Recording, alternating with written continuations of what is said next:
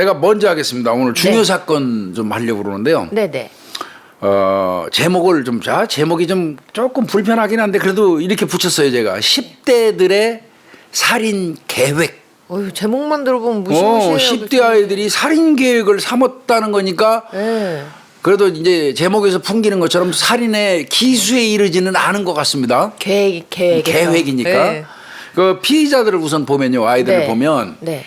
여자애들이 둘 있는데 19살, 16살 둘. 네. 그다음에 남자애들은 17살, 15살. 아우. 이거는 이제 저희가 불러드리는 나이는 이게 우리 법에서 얘기하는 이게 법상 나이예요. 예, 법상. 만 나이. 만 나이거든요. 예, 예. 그래서 19살짜리는 20살이 될 수도 있고 생일이 아직 안 지나서 21살일 수도 있어요. 집 나이로 따지면. 그렇네요. 예. 남자애들도 17이라고 17, 15인데 예. 19, 17일 수도 있습니다. 그럴 수도 있죠. 플러스 마이너스 2를 붙이면 맞습니다. 예. 그래서 이제 법에서 이렇게 딱 지정하는 범죄 사실이 쓰는 거는 만 나이예요. 맞아요. 만 나이. 예. 그러니까 여자애들 19살, 16살 둘. 네. 남자애들 17살, 15살 둘. 총 4명입니다. 네. 이 4명이 얘네들은 어떤 아이들이냐면 인터넷에서 만난 가출 청소년들이에요. 아유. 이른바 얘기하는 가출 팸입니다. 예.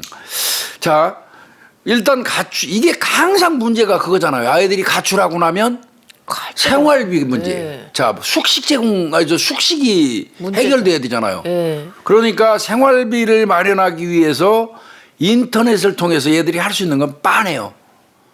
여자애들 성매매하는 거죠. 맞죠. 남자애들은 관리하는 거고. 그렇죠. 그래서 인터넷을 통해서 이른바 얘기하는 성매매 이제 뭐라 그럴까 조건 만남 내지는 원조 교제 같은 네. 거 이런 거를 이제 하기로 모의를 했던 건데 네. 그때 만난 사람이 19살짜리 이 여자애하고 이제 네. 만난 사람이 누구냐면 36살 남성이에요. 이놈도 나쁜 놈이에요. 내가 볼 때 그렇죠. 피해자지만. 그건 그렇죠. 어? 그러니까 성매매 하려고 만난 미성년자 거잖아요. 성매매 네. 하려고 저 붙은 놈이니까 이게 뭐 동정이 이어지는 10원어치도 없어요. 이거 저 깨꼴랑 할 뻔에다가 살았지만. 맞아요. 예. 36살 나이도 먹을 만큼 먹었잖아요. 36살 이 남성이 이제 만나게 됐는데 얘네들이 4명이서 저 공모를 해가지고 이 사람을 죽여버리고 이 사람을 죽여버리고 이제 시신도 그 유기하는 그런 계획을 수립을 해요. 무서워요. 그러면서 아이들끼리 네. 각각 역할 분담을 다 해요. 그러니까 얼마나 무서운 일입니까 이게. 이거는 얘는 어떤 면에서는 죽을 목숨이야. 그렇죠. 다 계획이 딱 짜져 그래, 있는데요. 4명이서. 예. 자, 그래서 결국은 이제 범행을 하는데 네. 이제 조금 이따 자세히 나오겠지만 네. 2004년도입니다.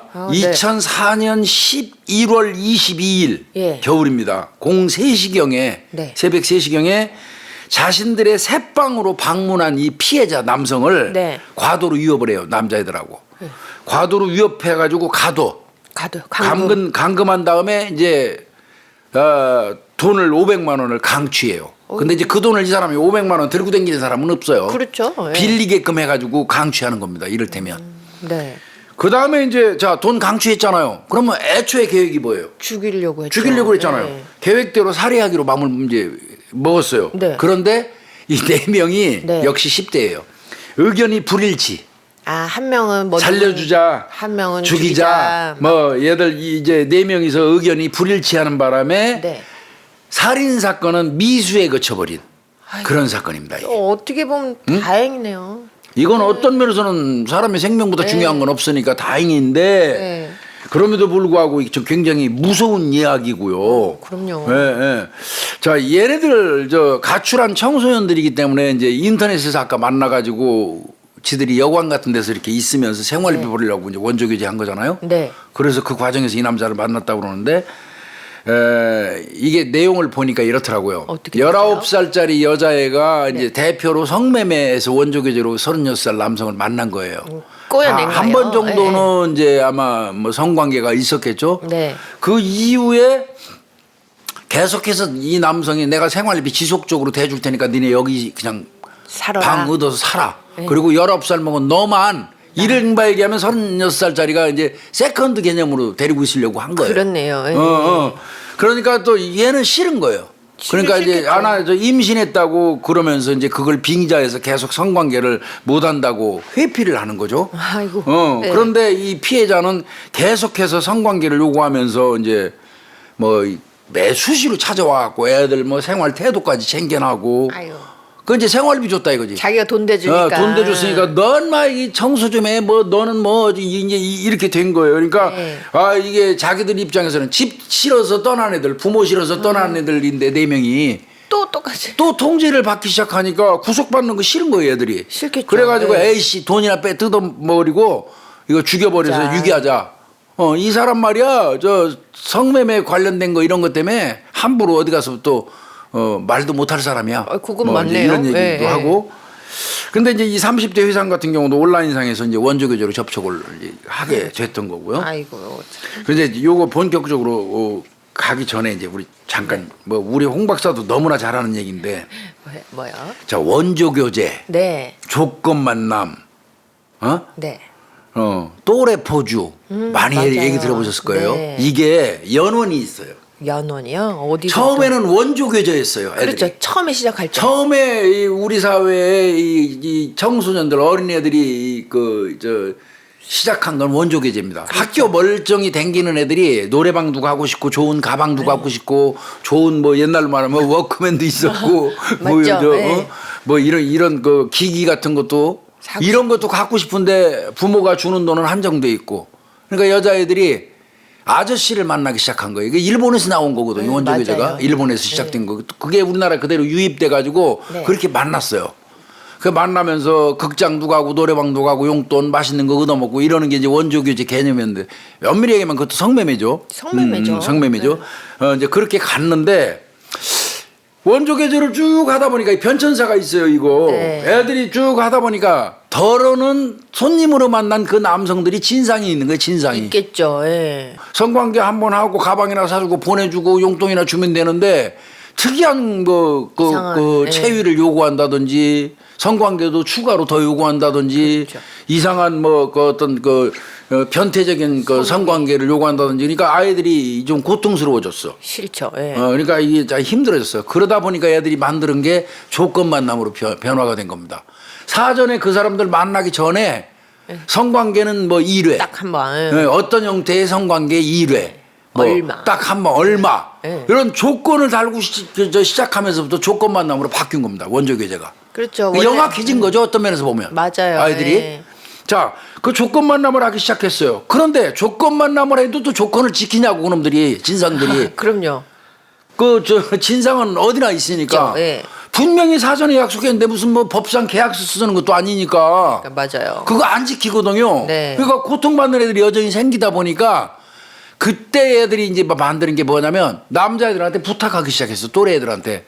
야, 나 지금 조건 만남 가는데 받으면 얼마 줄 건데 네 진상 떠르면 내가 SOS 치면 니들이 와 좀 도와줘. 가드가 필요한 거죠. 가드가 이제. 필요한 예. 거지. 그러다 보니까 이제 애들이 남자애들이 도와주는 과정에서 남자애들도 눈을 떠버린 거야. 맞아요. 차라리 내가 여자애를 몇 명 데리고 있으면서 돌리고 내가 돈 그게 또래포주입니다. 그렇죠. 맞아요. 예. 예, 그래서 원조교제 조건 만남 또래포주는 이 연관성이 있어요. 쭉 이어지는. 제가 이제 성매매 관련돼서 강의를 많이 하다 보니까 요 네. 부분 이제 좀 많이 조사를 했던 거고요. 그리고 이 통계로도 내가 조사를 한 거고요. 네. 그래서 이제 그런 일련의 과정이 있었다는 거 우리 구독자님들 뭐 다 아시겠지만 그거 좀 설명 좀 드려야 될 것 같고 성매매 이왕 나온 김에 이제 내친 김에 좀 아예 얘기합시다. 성매매는 기본적으로 기원이요. 네. 어마어마하게 위로 올라가요.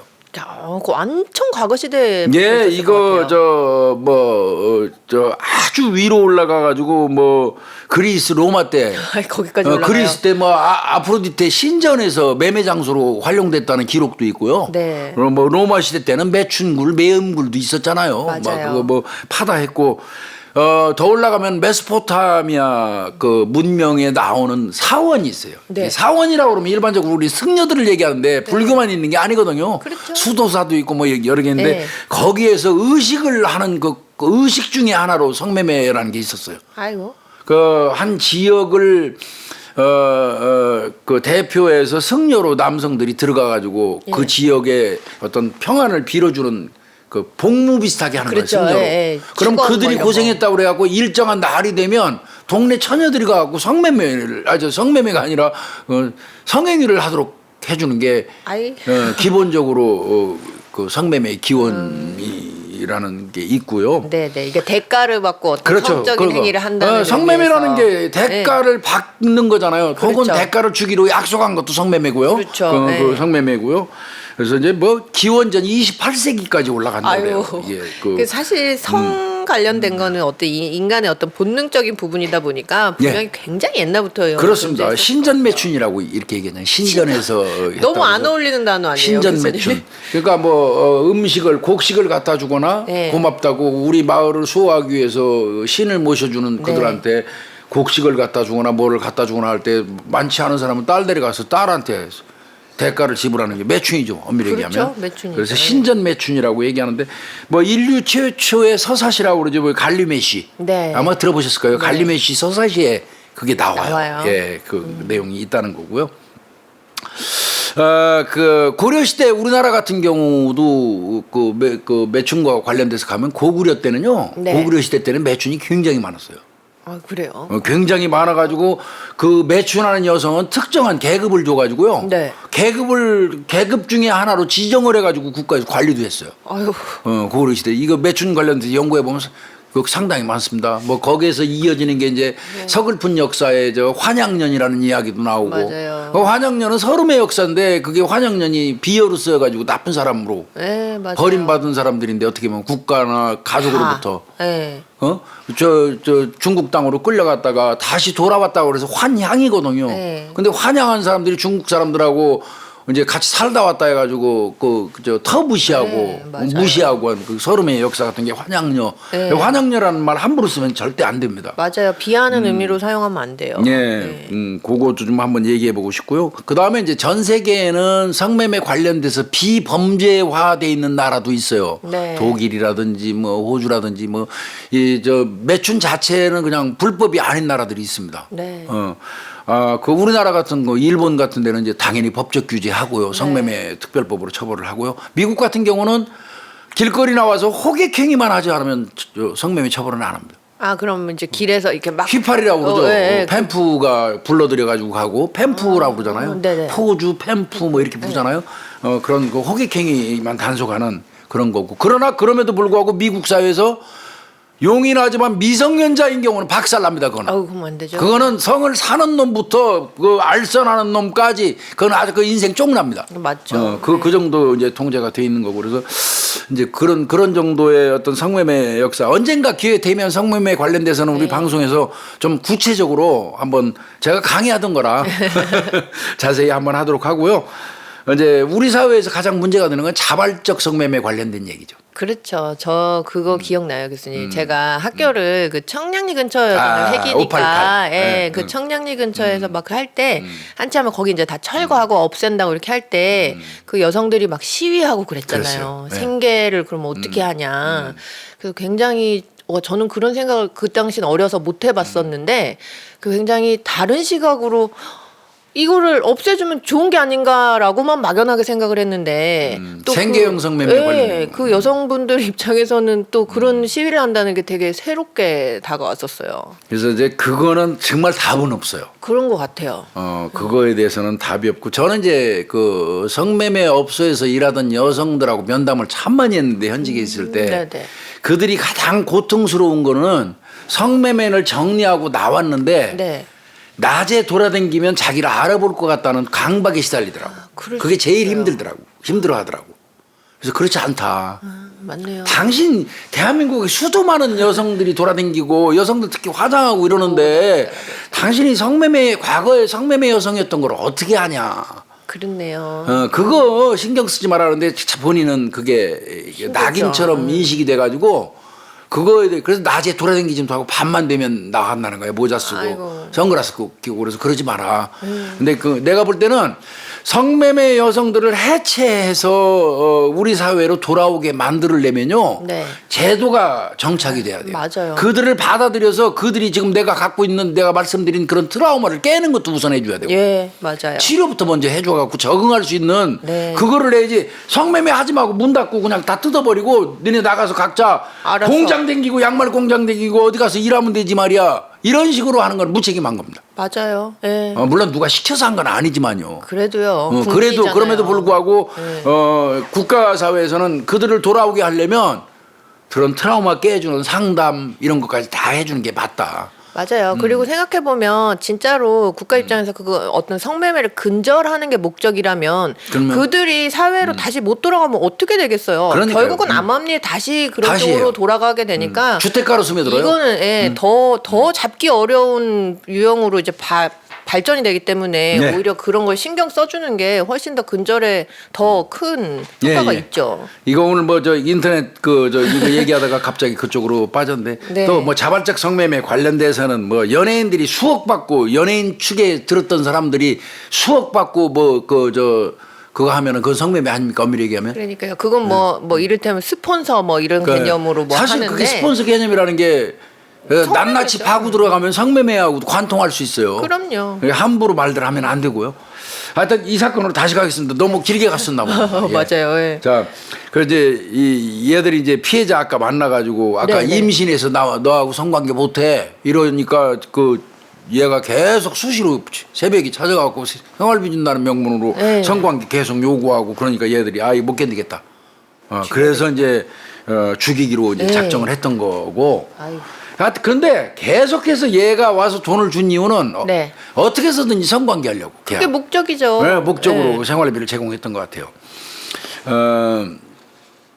근데 이제 얘네들이 이 남성에 대해서 또 알고 있는 사실이 있었어요. 뭐예요? 얘들이 알고 있었던 게 우리하고 원조교제 하는 거 미성년자 애들 다 알아 이거 죄라는 거. 네. 얘 미성년자 우리하고 저 성관계하고 원조교제한 거 이거 죄야. 네. 그거 그다음에 자신들의 생활비를 주기 위해서 회사 공금을 몰래 유용한다는 걸 얘들이 알았어요. 그러니까요. 제가 어쩐지 궁금했어요. 이게 일반 회사원이 그 월급 받아가지고 얘네 생활비까지 꼬박꼬박 주는 게 쉽지 않았을 텐데. 예.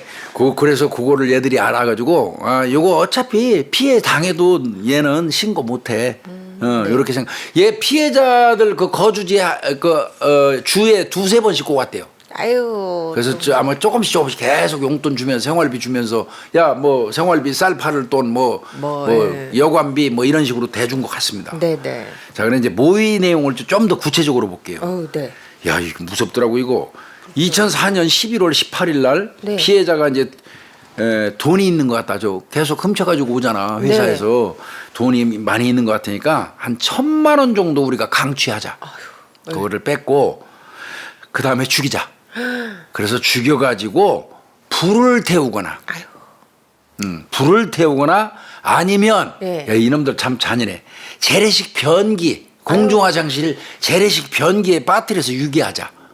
그렇게 계획을 짠 이렇게 거예요. 계획을 짠 거예요. 이 범행을 제의한 거는 네. 19살짜리 그 여자애하고 네. 아까 17살 먹은 남자애. 남자애? 예, 둘이서 범행을 제의한 거예요. 그렇게 이제 제의를 한 거고 그래서 이제 역할 분담을 했어요. 자, 돈 뺏고 죽이고 시체 유기 이런 세부 계획을 쭉 짠 것도 15살 먹은 그 남자애야. 걔가 시나리오를 또 짜. 아이고.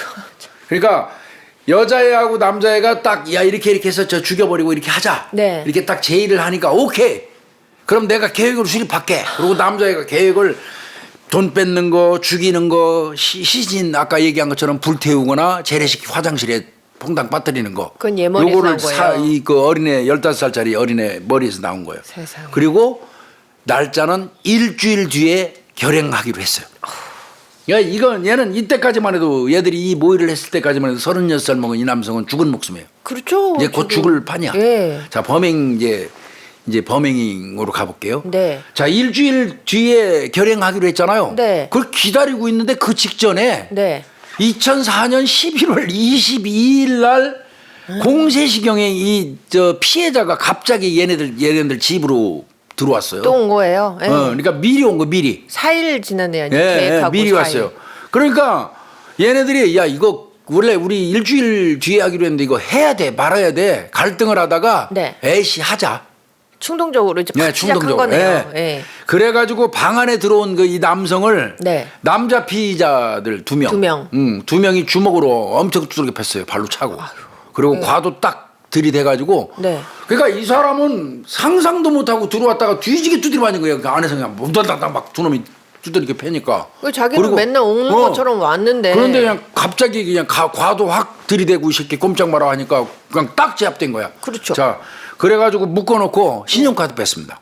아, 돈 빼려고. 예, 신용카드 뺐고 비번 알아내요. 네네. 비번 알아내갖고 이제 딱 감시하고 여자애들 이제 1하고 3이 이제 그 편의점 현금 인출기에 가가지고 그 신용카드 비번 넣고 돈을 뽑았는데 예. 40만 원밖에 못 뽑았어요. 아이고. 그러니까 얘네들 입장에서는 예상보다 돈이 없는 거야. 너무 없는 거 1,000만 어? 원에서 지금요. 그러니까 이 남자 그 계획 수립한 놈 있지? 이놈이 이거 갖고는 안 되지. 이왕 작정했는데. 그럼요. 야, 더 겁줘가지고 돈 더 뜯어내자. 예. 이래가지고 거기서 이제 또 두들겨 패요.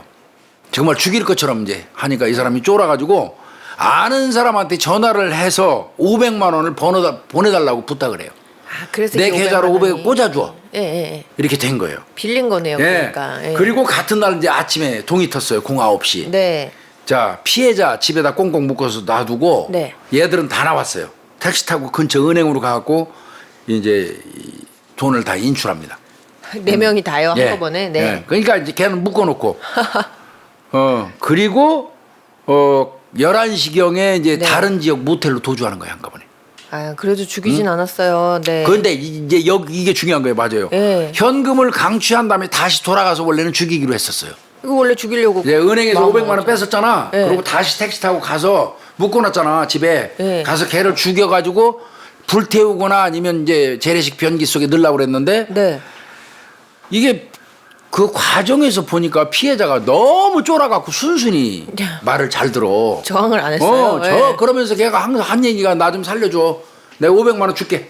나 절대 신고 안 할게. 나도 신고하면 내가 걸리는 거 내가 모르는 것도 아니야. 예. 막 이러면서 사정을 하고 내 절대 신고 안 한다고 맹세까지 해. 걔 애들 앞에서 무릎 꿇고.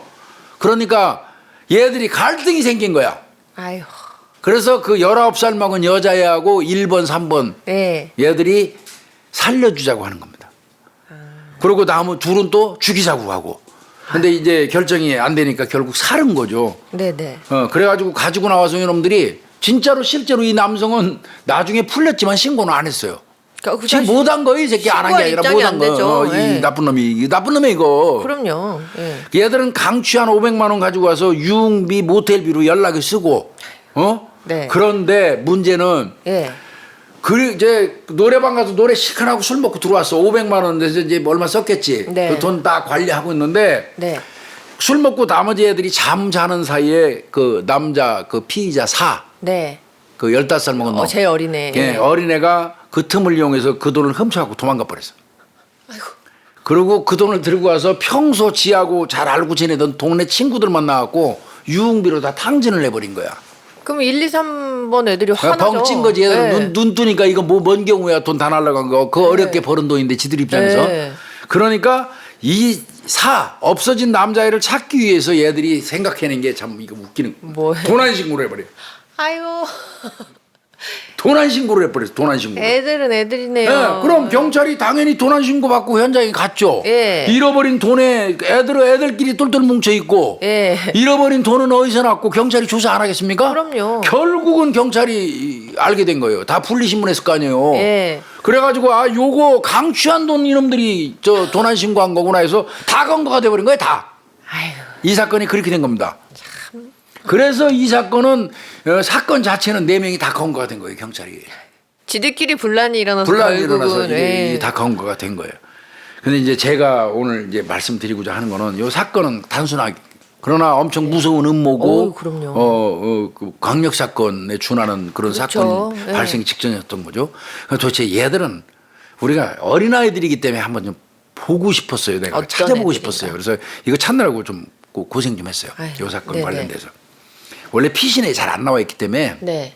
면담한 사람들을 통해서 좀 봤는데 그럼 얘들이 왜 이렇게 됐을까 하는 거 그거 요즘 청소년애들 싸가지 없다, 버릇 없다, 못됐다, 뭐 이거 우리 얘기 많이 하죠. 맞아요. 맞는 거 그런 경우도 많고요. 애들도 처벌 14세 이거 연령 12세로 줄이자는 얘기 타당성이 네. 있어 보이고 저도 그쪽에 한 표 보내는 사람이에요. 네. 그럼에도 불구하고 아이들은 어찌됐건 죽이 되건 밥이 되건 대한민국의 미래입니다. 맞습니다. 그렇다면 교육으로 가능하다면 하는 게 최선의 방법인 거고요. 네. 아이들이 범행을 하면 그 아이들에 대한 신상은 조사를 해서 통계를 뽑고 관리하는데 참고 자료를 써야 된다는 거는 여전해요. 맞아요. 그래서 제가 요거 네. 좀 뽑아봤어요. 네. 첫 번째 그 피의자 1 여자의 19살짜리. 예. 얘는요. 농사를 짓는 가정에서 일남 3녀 중에 막내예요. 일남 3녀 중에 막내예요. 그러니까 넉넉지도 않고 궁핍한 거예요. 응? 예. 아버지는 성격이 차분하고 조용한 편이래요. 네. 근데 엄마가 말이 많고 의지가 강하고 괴팍하다는 거예요. 아, 좀 강한 엄마가 이게 성격이군요. 부모가 좀 그런데 또 아이들 양육에 있어서는 엄마 무관심해요. 무관심 양육이에요.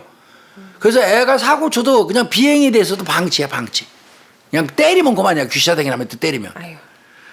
그래서 얘가 중학교를 안 갔다는 거예요. 여자애가. 네. 중학교를 안 갔어도 부모가 무관심. 아유. 또 언니가 애를 낳아가지고 얘가 언니 집에 가 있는데 형부한테 강간을 당했어요. 얘가. 그거를 알았는데도 형부한테 강간을 당했다는 사실을 말했는데도 어머니 아버지가 무관심. 너무 얘 무관심한데. 개판인 거지 개판. 그 얘는 원래 12살경부터 술 먹고 담배 피우고 그랬다는 거예요. 예. 그래서 초등학교 졸업하고 출산한 그 저 큰언니 집에 가서 한 1년 동안 기거하면서 네. 있었는데 형부라는 새끼 강간을 한 거야. 아유. 그래서 그거를 걔가 꽁꽁 숨기다가 예. 15살 됐을 때 부모한테 알리고 예. 부모가 어떤 조치를 안 취해주니까 얘는 꽁꽁 앓고 있다가 예. 조치를 안 취해주니까 거기에 실망해가지고 애가 가출을 해버린 거예요. 그렇죠. 가출할 수밖에 없었던 게 부모가 통제 안 해줘도 형부를 또 봐야 되잖아. 그럼 이게 보호 장치가 아무것도 안 된 거잖아요. 그러니까 얘가 이제 그 집을 나온 거고요. 이거는 나는 저 부모가 이 아이가 잘못된 거에 대한 책임의 80%는 있다고 봐요. 있네요, 진짜. 네. 그래가지고 얘가 가출한 다음에 전라도, 강원도, 경상도 떠돌면서 할 일이 뭐 있겠습니까? 티켓 다방이지. 결국 성매매예요. 그렇네요. 네. 그 일을 한 거고요. 그 미성년자를 받아갖고 티켓 다방 일을 시킨 놈들, 나쁜 놈들이 그런 놈들도. 나쁘죠. 예. 그리고는 2004년도 9월 달에 다방 그만두고 부산으로 와가지고 네. 아는 언니, 그 다음에 아까 말한 피의자 3과 이제 네. 생활을 한 거예요. 그리고 가끔씩 집에 연락을 하면 또 집에서 얼마나 웃기는지 구석이냐면 왜요? 이 집 나가가지고 그 아이한테 전화가 가끔 뭐 집에 오면 너 어딨냐 당장 들어오라 찾아가도 시원찮은데 네. 부모라는 사람 작자들이 돈 필요하다는 얘기만 해요. 아유. 너 돈 버냐? 그러면서 우리 돈이 없다고. 얘가 잘 될 수 있는 환경이 아닌 거죠. 그렇네요. 요거는 한번 보고 갈 필요 있겠다 싶어서 찾았고요. 네. 그 다음에 남자의 17살 먹은 그 네네네. 피의자 이제 그 두 번째 남자애. 네. 얘는 맞벌이 부모 일남 일녀 중 장남입니다. 네. 아버지는 좀 다혈질이래요. 아버지가. 그리고 잔소리를 많이 해서 아버지하고 사이가 좀 나쁘고요. 네. 엄마는 조용하고 화를 삭히고 사는 그런 스타일. 네. 그러니까 아버지가 아내를 확 휘어잡고 사는 것 같아요. 그러네요. 아내는 늘 그냥 움츠린 상태에 살아가는 다분히 가부장적인 예. 그런 형태의 거고 조용하고 꼼짝 못하고 살다 보니까 아이들 그래서 관리하는 데 있어도 아버지가 잔소리하니까 가만히 있을 수밖에 없잖아. 감싸주지도 못하고 방임형이 돼버린 거예요, 엄마가. 그러니까 아빠가 애한테 막 뭐라고 이렇게 네. 해도 엄마가 어쩌지를 못하는 상황이에요. 엄마는 절대로 잔소리 안 했. 그냥 오로지 조금 잔소리하면 그걸 땡이고 애한테 통제 자체를 안 하고 방치했다는 거예요. 네. 그리고 얘는 2살 아래 동생 여동생하고도 정서적인 교류가 전혀 없었고요. 네. 초등학교 3학년 때부터 가출했어요, 이놈은. 아, 공부 왜 가출했냐 그러면 공부하고 교사에 대한 불만 때문에. 그리고 동네 비행 청소년들하고 어울렸다는 거고요. 그 과정에서 반항적인 기질이 있었고 생활의 대부분은 인터넷 채팅하고 게임만 하고 살았대요. 10살에 가출해가지고 지금 어휴. 이런 거고요. 세 번째 여자의 그 16살짜리. 네. 걔는 정상가정의 일남 일녀 중 첫째예요. 그래요? 정상가정에 아버지는 엄격한데 벌을 심하게 줘요. 아, 그것도 너무 아주 가학적일 정도로 벌을 많이 줘요. 이거 한번 얘기하고 싶어요. 강도가 이 벌을 주는 강도가 너무 심해서 네. 반성을 하게 하는 정도의 훈계나 이 벌을 줘야 되는 거예요. 네, 벌이라는 네. 거는. 네. 근데 그거를 넘어서서 모욕감을 느끼게 하는 건 안 돼요. 그건. 안 되죠. 그건 벌 주는 거 아니에요. 이게 부모 기르는 분들 진짜 명심해야 됩니다. 아, 부모님. 내 자식이 뭔가 잘못을 하면 그 잘못한 거에 대해서만 합리적이게 납득할 수 있는 범위 내에서 통제하고 자극을 주고 페널티를 줘야 되는 거예요. 맞아요. 근데 그걸 비인격적으로 너 같은 쓰레기는 나가 죽는 게 나. 라든지 그 어떤 그 반성을 촉구하기보다는 비난. 모욕감을 주르고 잔인한 그 말로 그냥 그 흉기가 돼가지고 찌르는 네. 이런 그 식으로 하면 이건 반발심이 생겨서 반성 안 합니다. 훈육이랑 학대가 다른 거, 엄연히 다른 거죠. 그러니까 예. 얘 같은 경우는 아버지가 너무나 엄격하고 벌을 줘도 가학적으로 줬다는 거예요. 안 되죠. 그러다 보니까 이제 불만이 많았고 엄마 같은 경우는 내성적이고 조용하고 순종적. 대체로 아버지가 그러면 엄마들은 그렇죠. 그렇죠. 응. 그리고 엄마 역시 아버지에 의한 피해자이기도 하고 그러다 보니까 이 어린애에 대해서 보호자 역할을 못 해준 거예요. 자기도 그 가정에서 버티기 급급한 네. 거죠. 그리고 아까 말씀드린 것처럼 처벌적인 양육 방식이란 말이에요. 이거는 인격 형성에 부정적인 영향을 미치고 대화가 단절되고 애정 관계가 성립이 안 되는 거예요. 이게 뭐 이렇게 목적지향적인 어떤 그 행동을 이제 아이들이다 보니까 학습을 해야 되잖아요. 그렇죠. 그럼 그 방식에서 뭐 크게 두 가지가 있는데, 그러니까 칭찬을 강화를 시켜주는 방식, 아니면 처벌을 하는 방식인데, 그러니까 강화를 시켜서 바람직한 행동을 더 하게끔 만들어주거나, 아니면 처벌을 해서 바람직하지 않은 걸 안 하게끔 하거나, 그렇지. 둘 중 하나인데, 사실은 처벌을 해서 바람직하지 않은 거를 안 하게 할 수 있는 거 원리상은 가능하다고 하는데, 그게 않아요. 실질적으로 좀 부작용이 너무 많다라는 거예요. 맞습니다. 그래서 얘도 이제 그런 거 같고요. 학교에서 또 왕따 맨날 당했고요. 아유. 그러다 보니까 얘도 인터넷 채팅 여기에 이제 매몰됐고 상습적으로 가출했고 네. 가출해가지고 성폭행 피해를 많이 당하기도 했어요. 그래서 병원에 입원하기도 했었다는 겁니다.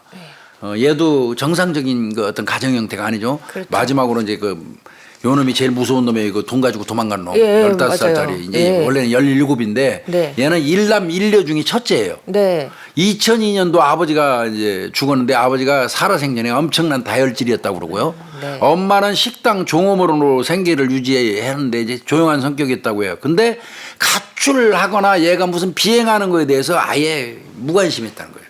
다 방임이네요, 부모들이. 방임입니다, 방임. 그리고 이제 그러면 둘이 있는 여동생하고라도 대화가 좀 돼야 되는데 네. 대화 단절. 그래서 초등학교 4학년 때부터 가출을 했대요.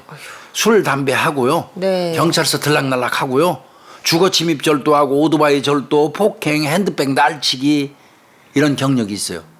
14세 미만이라 또 전부 훈방받았고. 예. 얘가 그래서 중학교 1학년 때 자퇴를 했고요. 네. 게임방을 오가면서 이제 맨날 게임하고 채팅. 온라인 게임 아이템 팔아갖고 유흥비 썼대요. 아유. 응? 그냥 가출 청소년들하고 어울리면서 맨날 술 마시고 성관계하고, 만나고 헤어지는 걸 반복했다는 거예요.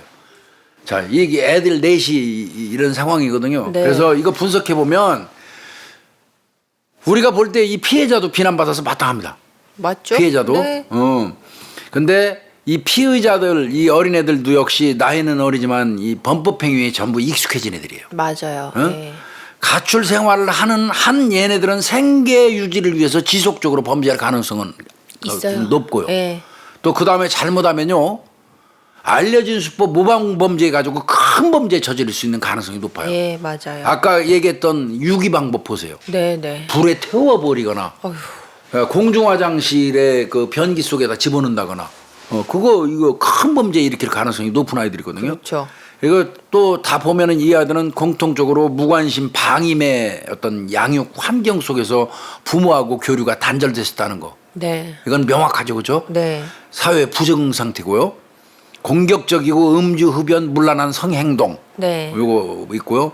대인관계 기술 부족해서 사회적으로 고립돼 있어. 맨날 온라인에 채팅만 하잖아요. 네, 네. 이게 사실 이제 집에서 자녀가 지나치게 인터넷 게임이나 채팅에 몰입해가지고 거의 모든 시간을 거기에 소비하면 그거는 치료가 필요합니다. 맞아요. 중독이에요. 그것도. 절대 그 쉽게 보고 그냥 놔두면 안 돼요. 네. 얘네들 보면은 그 체계적인 범행계획 수립하는 거 보면 역할 분담해가지고 네. 크게 범행할 수 있는 아이들이니까 좀 봐야 되고 그 다음에 이제 얘네들한테서 가장 크게 보이는 특징이 뭐냐면요. 네. 강도한 돈을 훔쳐갔다고 절도 신고를 하는. 그 자신들이 한 선행 이 행위에 대한 반성이 없죠. 하나도 없는 거예요. 죄책감이. 생각을 아예 안 하고 있는 거예요. 괘씸한 거야. 내시섬 젓는 돈을 한 놈이 들고 가니까 절도로 신고해 버리잖아. 네네. 이게 이 청소년 범죄에서 어떻게 보면 이 사건의 모든 것을 말해주는 맞아요. 그 사례라고 볼 수 있겠습니다. 자신들의 죄책은 모르는 거예요, 이게. 응? 그래서 생물학적이고 경제적인 그 어떤 요인 플러스 부모의 양육 방식, 네. 교육, 이제 뭐 어떻게 보면 부모의 양육 방식이라 교육은 이제 환경적 요인이지 그게. 그렇죠. 네. 근데 이 환경적인 요인은 우리가 고칠 수 있잖아요, 노력하면. 고칠 수 있죠. 그 생물학적인 요인은 방법이 없죠. 그건 방법이 없지만. 네. 그래서 그런 부분 관련된 얘기를 꼭 좀 하고 싶어서 요 사건을 좀 뽑아와봤어요. 이 지금 이 아이들 특징을 쭉 말씀해 주셨잖아요. 근데 이제 아이들 이제 소년 사건으로 오면 그 이제 뭐 재범 위험성 평가하고 전문가들이 이렇게 하는데 그 재범 위험성 틀이 있는데 그 요인에 다 해당이 돼요. 얘네가 다 해당돼. 다. 모든 요인 거기에서 이제 그 얘가 재범 위험성이 높다라고 보는 그 갖가지 요인들이 여기 다 포함되어 있어요. 지금 아주 종합 세트죠. 네. 난 얘들 보면서 이게 요즘 청소년들입니다. 이게 요즘 청소년이고 이거는 제가 볼 때는 이 36살 먹은 이 남성은 정말 속된 말로 저 지옥 문턱까지 갔다 살아나온 거예요, 이게. 맞아요. 이게 뭡니까 이거? 본인도 정말 반성 많이 해야 되고요. 네. 당연히 이 남성도 처벌했습니다. 처벌해야죠. 성매매. 네, 원조교제 미성년자 성매매로 이 사람도 처벌을 당연히 받았고요. 네. 얘네들도 당연히 뭐 강도, 그렇죠. 예. 특수강도로 처벌을 받은 그런 사건인데, 그래서 우리가 이제 계속 우리 사건을 방송하면서 제가 그런 생각, 청소년이 너무나 강력범죄를 많이 저지르니까. 네. 그동안 이제 그 사건을 설명하면서 이 미성년자애들의 어떤 그 14세 미만 미성년자 관련된 그 법 내용도 고쳐야 된다. 미국은 그런 거 없으니까요. 사안에 따라서 합벌이니까. 네. 뭐 이런 거 등등 우리가 여러 얘기는 했지만 아이들의 환경과 관련돼서 부모의 역할 같은 거를 저희들이 얘기를 제일 많이 못한 것 같았어요. 네. 제가 곰곰이 생각을 해보니까. 그래서 요번 사건은 요걸 계기로 해갖고 저 이거 전부 다 가서 제가 자료 찾아왔어요. 1, 2, 3, 4 애들의 환경을. 이거 원래 또 아이들 내용이다 보니까 이거 예. 찾기가 엄청 힘들었을 것 같아요. 이거 어려웠어요. 예. 그래서 요거는 방송에서 우리 구독자님들, 자식을 키우는 구독자님들 또 이런 분들이 좀 알았으면 좋겠다는 생각이 들어가지고 네. 좀 어렵게 제가 찾아다니면서 이거 다 수집해 갖고 왔어요. 애들 거. 그래서 그런 취지로 이번엔 중요 사건이라고 해가지고 10대들의 살인 계획하는 제목하에 좀 찾아와 봤습니다. 진짜 맞아요. 이거 그냥 너무 또 우연치 않게 보면 아이들 가정 환경이 진짜 다 공통적으로 그렇죠. 딱 그랬잖아요. 다 그렇습니다. 네. 그래서 이런 부분이 있다. 네. 이거는 누구 책임입니까? 결과적으로 애들이 잘못하는 건 어른 책임이에요. 가정 환경은 애들이 어쩔 수가 없는 네. 거니까요. 결국 내 아이가 사고 치는 건 내 탓입니다. 부모님 탓. 예. 그리고 싹바가지가 있고 없고 그거 떠나서 죽었다 깨나도 대한민국의 미래는 젊은이들이 짊어지고 있는 거고요. 그렇죠. 네. 그렇지 않습니까? 맞아요. 요즘 뭐 애도 안 나가지고 어린애 하나가 태어나는 순간 어깨에다가 6.7명 뭐 이제 넘었을 거예요. 제가 네. 통계 조사한 게 6.7명이 벌써 한 2, 3년 됐으니까 지금 한 7명 이상 되겠죠. 네. 어린애가 하나 응애하고 엄마 뱃속으로 나오는 순간 어깨에 7명 정도 먹여 살려야 될 사람을 짊어지고 있으니까 얼마나 휘겠어요. 그렇죠. 그런 거 등등도 좀 생각하고 아이들에 대한 어떤 그 시선도 관심 가지고 좀 봐줬으면 좋겠다 하는 네. 취지로 오늘 준비했습니다. 네. 예. 뭐 더 할 얘기 없죠? 네. 예, 고생했습니다. 감사합니다. 예.